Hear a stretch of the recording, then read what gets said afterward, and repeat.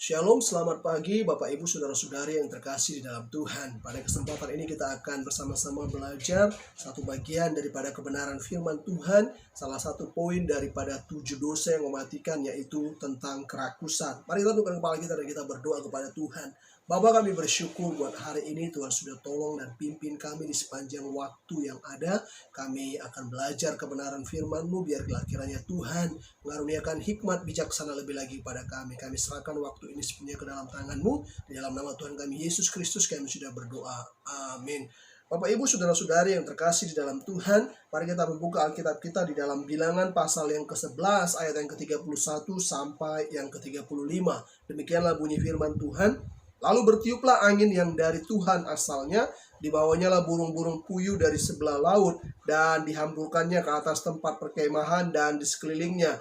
Kira-kira sehari perjalanan jauhnya ke segala penjuru, dan kira-kira 2 hasta tingginya dari atas muka bumi. Lalu sepanjang hari dan sepanjang malam itu, dan sepanjang hari esoknya, bangkitlah bangsa itu mengumpulkan burung-burung puyuh itu, setiap orang sedikit-sedikitnya mengumpulkan 10 homer. Kemudian mereka menyebarkannya lebar-lebar sekeliling tempat perkemahan.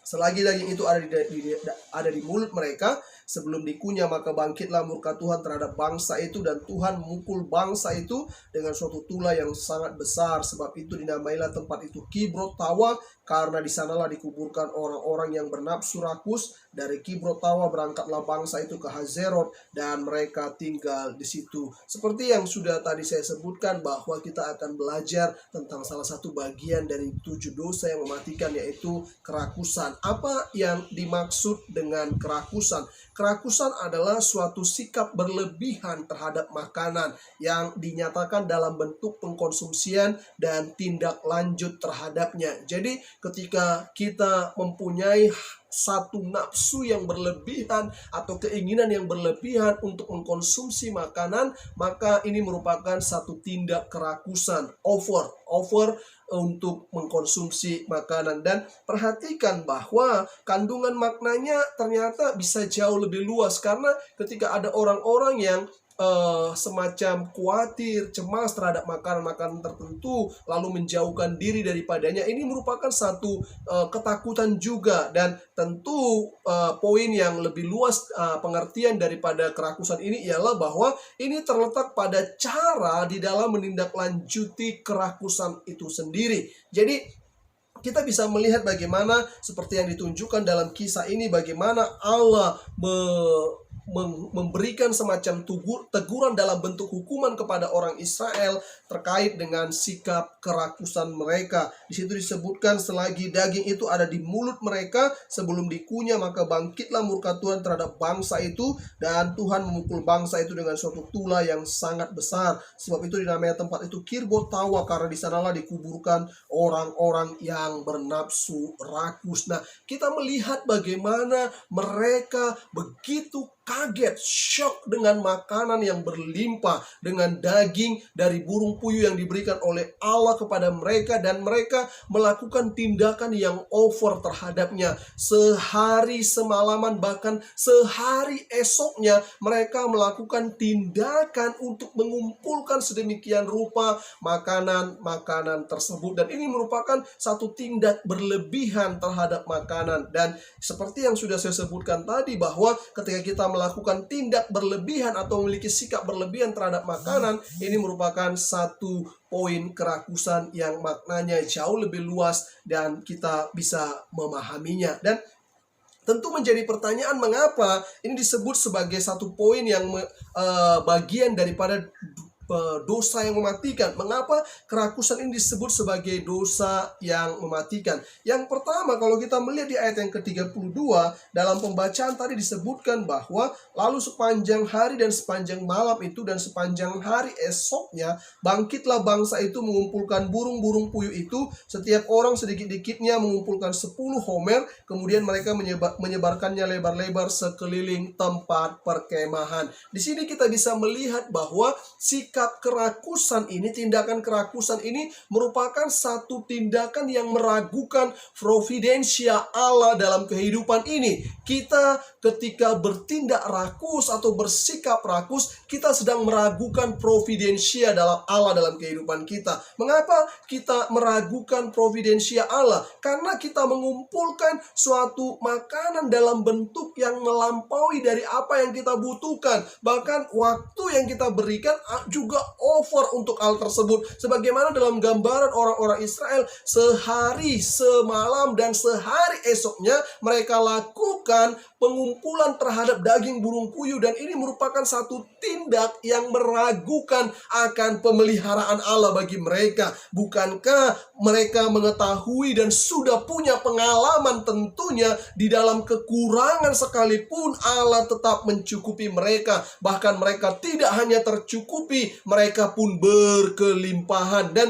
ketika ada sikap kerakusan ini, mereka sedang meragukan karya Allah secara khusus, providensianya bagi mereka. Dan tentu dalam hal ini kita harus bijak menyikapinya, bahwa harus diketahui di dalam kekurangan sekalipun Allah tetap sanggup untuk memberi kecukupan, bahkan kelimpahan. Saat kita mengambil lebih dari takaran atau kapasitas yang sesuai, yang mana ini kita lakukan secara berkesinambungan atau berkelanjutan seperti yang dicontohkan oleh bangsa Israel, kita melakukan penolakan terhadap pemeliharaan atau providensia Allah. Maka secara otomatis kita sedang menolak karya pemeliharaan Tuhan di dalam kehidupan kita. Oleh karena itu, mari kita mengambil dan mengkonsumsi makanan sesuai dengan kebutuhan. Mari kita mengambil dan mengkonsumsi apa yang kita butuhkan, apa yang kita perlukan, bukan apa yang kita inginkan atau apa yang kita mau sebagai satu pemuasan keinginan atau kerinduan tertentu, tetapi kita mengambil dan mengkonsumsinya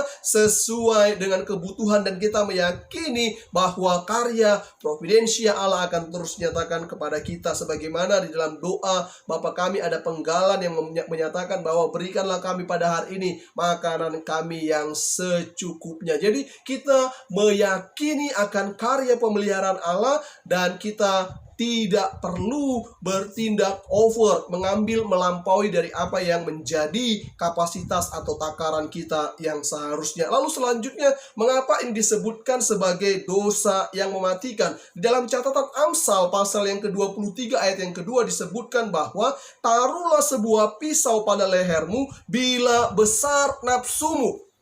Dan kalau kita bertindak rakus, bersikap rakus, maka secara tidak langsung kita tidak menaati perintah dan hikmat yang disampaikan oleh Tuhan melalui hambanya. Jelas disebutkan, taruhlah sebuah pisau pada lehermu bila besar nafsumu. Apa sih kandungan daripada perintah ini? Perintah ini mengandung pesan bahwa setiap orang, siapapun, diminta untuk menguasai diri terhadap makanan. Perintah ini mengandung kandungan pesan untuk menguasai diri terhadap makanan. Penguasaan ini merupakan salah satu dari buah roh yang dimaksudkan ada dan dihidupi oleh tiap-tiap orang. Bukankah di dalam buah-buah roh di dalam Galatia 5 ayat 22-23, buah roh yang ke-9 ialah penguasaan diri, kasih, sukacita, kebaikan, kemurahan, kesetiaan, kelemah lembutan, dan kebaikan, serta penguasaan diri. Ini merupakan bagian daripada buah roh, dan kita diminta untuk menguasai diri terhadap makanan. Dan kalau kita bisa menguasai diri terhadap makanan, maka kita sedang melakukan apa yang sudah Tuhan perintahkan kepada kita melalui hambanya. Dan ingatlah bahwa mereka yang menguasai diri telah menang atas dirinya sendiri, sehingga keegoisan, segala sesuatu yang berpusatkan kepada diri sendiri pun secara otomatis terkikis dan hilang dari dalam dirinya. Sebagaimana salah satu ungkapan yang pernah menyebut bahwa seorang yang menang di dalam dunia ini ialah mereka yang dapat menaklukkan dunia ini adalah mereka yang telah menaklukkan dirinya sendiri. Mereka yang menang atas apa yang menjadi tantangan dan persoalan dalam kehidupan ini adalah ketika mereka telah menang atas dirinya sendiri. Jadi kalau kita mau menang atas sikap atau tindak kerakusan, kita harus bisa menang terhadap diri kita dengan menguasai diri kita sendiri. Lalu yang selanjutnya, mengapa kerakusan ini disebut sebagai dosa yang mematikan? Karena di dalam catatan Roma pasal 16 ayat yang ke-18 disebutkan demikian, bahwa sebab orang-orang demikian tidak melayani Kristus Tuhan kita, tetapi melayani perut mereka sendiri. Dan dengan kata-kata mereka yang muluk-muluk dan bahasa mereka yang manis, mereka menipu orang-orang yang tulus hatinya. Mereka yang rakus, mereka yang bertindak rakus atau bersikap rakus, sedang menggantikan posisi Allah sebagai Tuhan dalam kehidupannya. Mereka yang rakus menggantikan posisi Allah sebagai Tuhan dalam kehidupannya. Di dalam catatan Roma tadi yang kita baca atau kita dengar, di situ disebutkan bahwa mereka bukan melayani Kristus, tapi melayani perut mereka sendiri. Harusnya Tuhan yang dilayani, Tuhanlah yang harus dilayani, dan bukan yang lainnya. Artinya segala sesuatu yang dilakukan dalam kehidupan ini ditujukan pada Tuhan dan hanya untuk kemuliaan Tuhan saja. Ketika kita memusatkan diri kepada kebutuhan perut, keinginan perut, dan segala hawa nafsu yang berkaitan dengan perut, maka kita sudah menuhankan perut ini. Itu sebabnya kita perlu beralih, berubah sikap atau haluan kita dengan menjadikan Tuhan sebagai fokus kita. Saat Tuhan yang menjadi fokus, maka segala keberadaan kita, maka segala tindakan kita akan diarahkan hanya kepada Dia saja,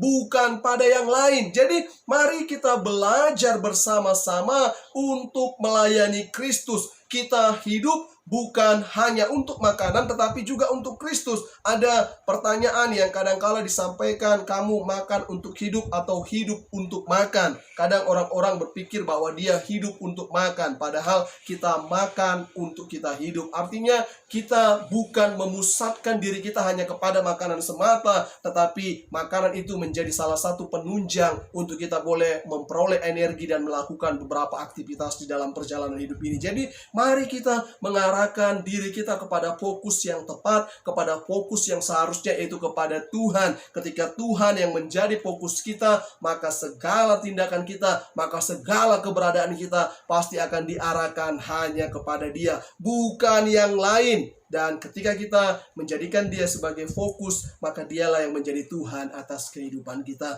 Dan yang selanjutnya, bagian yang terakhir, mengapa kerakusan ini merupakan bagian daripada dosa yang mematikan. Di dalam Filipi pasal 3 ayat yang ke-19 menyebutkan bahwa kesudahan mereka ialah kebinasaan, Tuhan mereka ialah perut mereka, kemuliaan mereka ialah aib mereka. Pikiran mereka semata-mata tertuju kepada perkara duniawi. Kesudahan mereka ialah kebinasaan, Tuhan mereka ialah perut mereka. Jadi ini mendatangkan aib dan menjadi aib bukan hanya pada diri mereka yang rakus, tetapi juga kepada Sang Pencipta. Ketika orang-orang bersikap rakus, ketika orang-orang bertindak rakus dalam kehidupan ini, dia mendatangkan dan menjadi aib bagi dirinya sendiri dan juga bagi Pencipta. Kenapa? Karena kesudahan mereka ialah kebinasaan, dan mereka lebih mengutamakan perut, mereka lebih memprioritaskan perut, dan mereka menuhankan perut mereka, sehingga ini menjadi aib karena pikiran mereka semata-mata tertuju hanya kepada perkara-perkara duniawi. Itu sebabnya kita perlu memperhatikan dengan jeli tentang apa yang kita perbuat, memperhatikan dengan seksama terkait dengan keberadaan kita. Harusnya pikiran kita tertuju kepada hal yang tepat seperti tadi. Kalau fokus kita adalah kepada Tuhan, maka seluruh keberadaan kita akan diarahkan kepadanya. Bukan sebaliknya, kalau pikiran kita terarah hanya kepada makanan, maka kita akan terobsesi hanya mau mencari makan. Sehingga tidak mengherankan, hidup untuk makan, hidup untuk makan, hidup untuk makan. Dan ini menjadi aib. Dan kadangkala ini bukan hanya menjadi aib, tetapi mendatangkan kebinasaan bagi mereka yang melakukan atau menghidupinya. Ingat, Tujuan hidup kita ialah untuk memuliakan Allah. Tujuan hidup kita ialah untuk memuliakan Tuhan Sang Pencipta kita. Kita ada bukan untuk memuliakan diri sendiri atau yang lainnya. Sehingga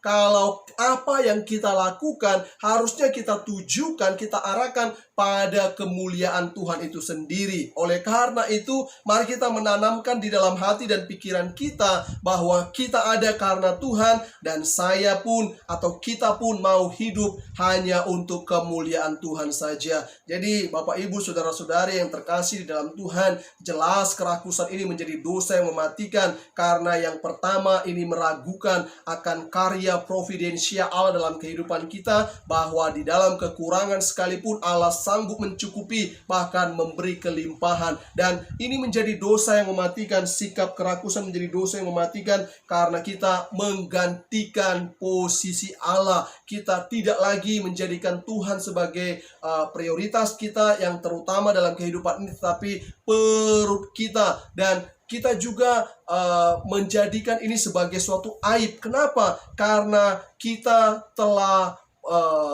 membuat diri kita terobsesi demikian rupa kepada makanan, sehingga fokus kita hanya kepada makanan, makanan, dan makanan. Dan bukan hanya kita tidak bisa menguasai diri, karena di dalamnya juga ini menjadi dosa mematikan karena kita tidak menaati perintah Allah. Sebab perintahnya jelas bahwa mari kita menguasai diri terhadap makanan, dan buah penguasaan diri merupakan salah satu dari 9 poin buah roh yang diharuskan ada dalam kehidupan kita. Jadi bagi Bapak Ibu dan saudara-saudari yang terkasih di dalam Tuhan, yang mau menang terhadap dosa kerakusan ini, mari kita mengarahkan diri kita kepada Tuhan, sebagaimana dalam catatan Paulus dalam Kolose 3 ayat 23, apapun yang kamu perbuat, semuanya ditujukan kepada Tuhan. Perbuatlah hanya untuk Tuhan dan untuk kemuliaan Tuhan saja. Ketika kita melakukan segala sesuatunya hanya untuk Tuhan dan bagi Tuhan, saya sangat yakin kita akan bisa menang atas dosa kerakusan ini. Mereka yang menaklukkan dunia adalah mereka yang dapat menguasai dirinya. Mereka yang menang atas dosa kerakusan, mereka yang mengutamakan Kristus di dalam kehidupannya. Mari kita tundukkan kepala kita akan berdoa kepada Tuhan. Bapa, kami bersyukur buat hari ini, karena kami boleh belajar dari kebenaran firman-Mu mengenai dosa kerakusan. Kami bersikap rakus, dan ini menjadi dosa yang mematikan karena kami meragukan karya pemeliharaan Allah. Ketika kami bersikap rakus, kami sedang menggantikan posisi Allah. Ketika kami bersikap rakus, kami sedang tidak menaati perintah Tuhan, karena dalam buah roh kami diminta untuk menguasai diri. Dan ketika ada sikap rakus, kami sedang menuhankan atau menjadikan itu sebagai aib bagi kami, karena itu mendatangkan kebinasaan. Yang kami pikirkan hanya segala sesuatu yang berkaitan dengan perut dan sebagainya. Tolong kami Tuhan, tolong kami untuk boleh menjadi pelaku kebenaran firman-Mu, dan mampukan kami ya Allah Roh Kudus supaya kami boleh menjadi berkat bagi siapapun juga. Terima kasih Tuhan, di dalam nama Tuhan kami Yesus Kristus kami sudah berdoa, amin. Kiranya kita ditolong oleh Tuhan, dan Tuhan terus menambahkan karunia kepada kita sekalian. Tuhan Yesus memberkati kita. Shalom.